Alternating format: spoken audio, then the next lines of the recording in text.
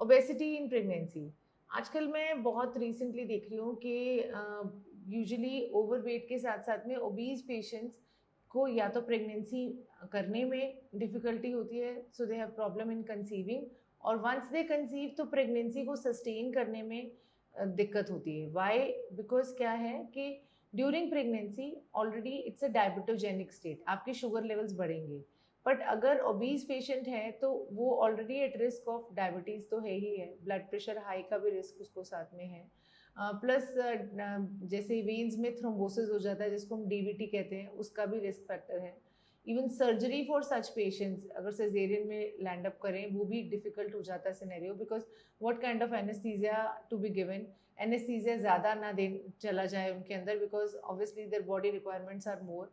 उस एनेस्थीसिया के इफेक्ट से बच्चे को भी इफेक्ट हो सकता है। फिर post surgery complications like healing कैसी हो रही है, ठीक तरह से स्टिचेस प्रॉपरली हील हो रहे हैं, कोई इन्फेक्शन तो नहीं हो जाए। So there are lot of things which are related with obesity in pregnancy. So when I say obesity in pregnancy is more than 30 का बीएमआई है, 29 का भी say more to be more accurate.